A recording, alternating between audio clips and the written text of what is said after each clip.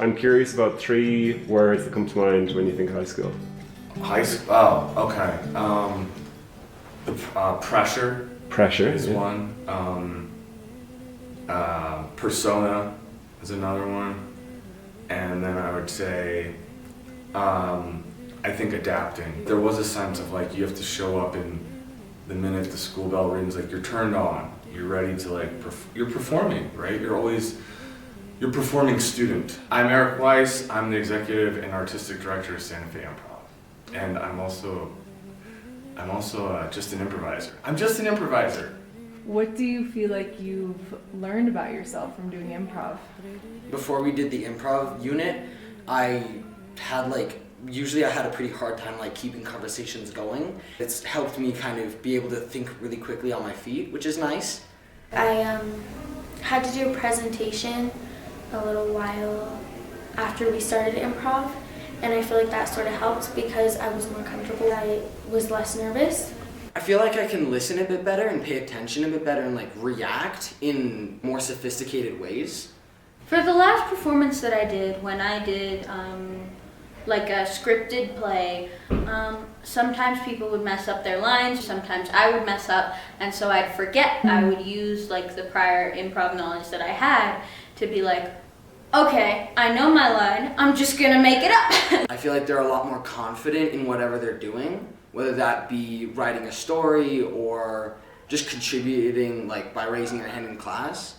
It helps you talk to new people, you can make things up on the spot better. Oh, you like pizza? That's cool. I feel like people who have had experience in knowing how to do that or practicing that are much more confident in those ways. I love that feeling when you get off the stage, once you've just finished doing a big production, and you get off the stage and you're like, I did that. That was awesome. Because you're still a little bit jittery, but it was so fun. And why has it felt important to you to bring this to high schools? I felt like if someone had introduced this to me when I was 14 and a freshman, I moved around a lot when I was a kid. My dad was in the Air Force, so every 2 years we moved. You have to make new friends, you have to meet new teachers, you have to start new sports teams. And improv, if I had it, would have been a nice way to simulate some of those real life interactions of fear and taking risk, but in a setting that would have been funny and fun. This is said ad nauseum by people, screen time is ruining kids, screen time is doing this, whatever. I don't know what the big picture is on that. I'm not a neuropsychologist or a neurologist who's seeing how the brain changes, but what I do know is that as an adult, if I'm seeing the impact on me in the way I become less social the more screen time I use, I know that in a growing brain who's 14, that is definitely doing something bad. And if we can get them to look up and focus on each other for even 10, 15 minutes at a time to connect and feel a sense of competency, I feel a sense of that they're enough, that their body, their physicality, that their mind, the way they think, that all of that is enough, I think that they will just actively choose to spend less time on the screen and actively choose to express themselves more to each other and choose to listen to each other more. And they don't need to go search out a community of anonymous people with avatars.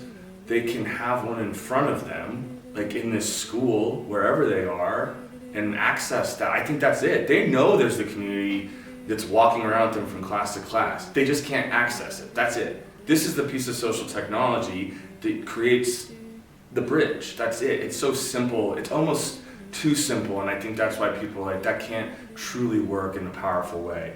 And I would say, try me, try this. That's it. Try it. Try it. Just try it. That's it.